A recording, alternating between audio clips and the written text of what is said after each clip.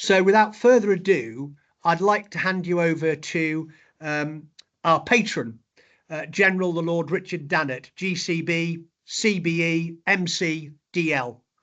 Lord Dannatt served 40 years in the British Army, concluding as Chief of the General Staff, the professional head of the Army.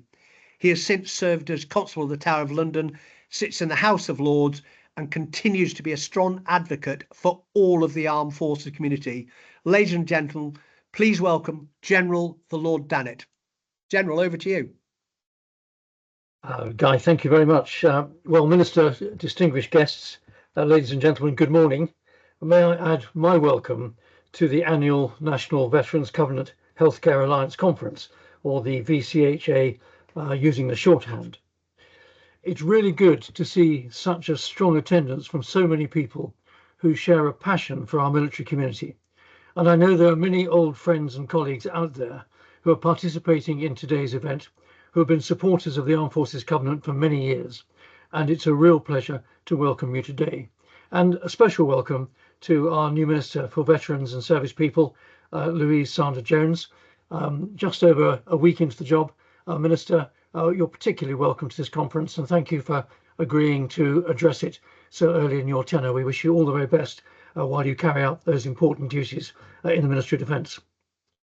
Now, today is all about our common aim to ensure that we continue to raise the awareness, understanding and due regard, and therefore the credibility of the Armed Forces Covenant, while at the same time reinforcing that under the VCHA we can continue to improve armed forces serving personnel, reservists, veteran and spousal family healthcare, whilst helping to raise NHS standards for all.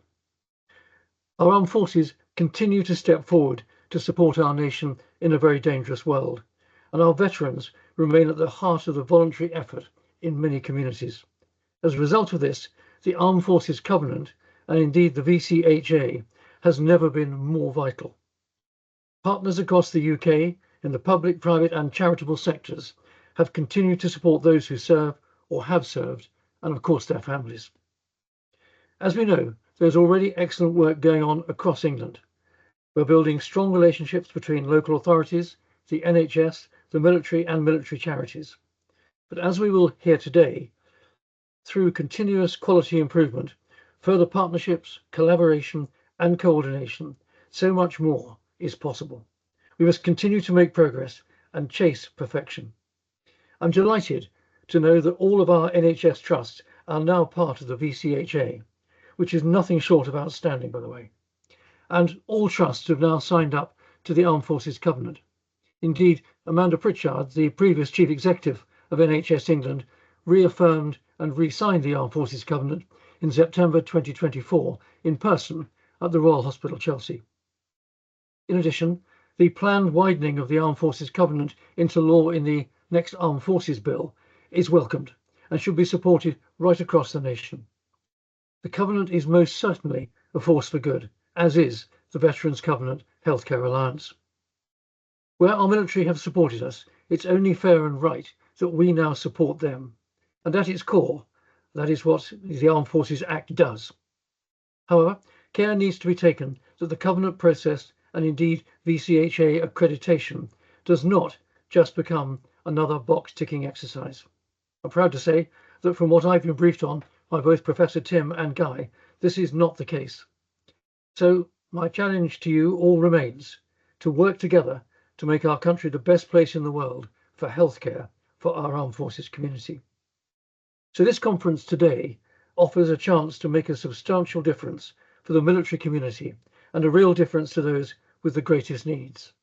This is our opportunity to improve our delivery of the Armed Forces Covenant alongside the VCHA and make it a reality. This will make a positive contribution to the lives of service people, our reservists, our veterans and their families who continue to support us and our nation so selflessly. Finally, before I hand back to Guy, I wanted to take this opportunity to thank all the speakers who are taking part today and look forward to their updates and frankly most inspiring stories. Of course, it's always invidious to single out individuals, but I want to say a heartfelt thank you especially to Professor Tim Briggs and to Guy Benson and his team who have all worked so tirelessly over the last decade to improve the healthcare for our military community. And I know that there are many more. Professor Tim's already alluded to many of them who work behind the scenes. Of course, at the heart of defence are the sailors, soldiers, airmen and women, both regular and reserves, who continue to defend our country and our way of life at home, at sea and in operations overseas. I also want to shine a light on our service families, who continue so steadfastly to support those who serve. So, in conclusion, to all our military community, NHS staff, the independent and the third sector, I pay tribute and thank you all for your service. I'll now hand back to Guy, who'll manage the programme for the rest of the day. Thank you. That's very kind. Thank you very much, General Richard. Really appreciated your opening address.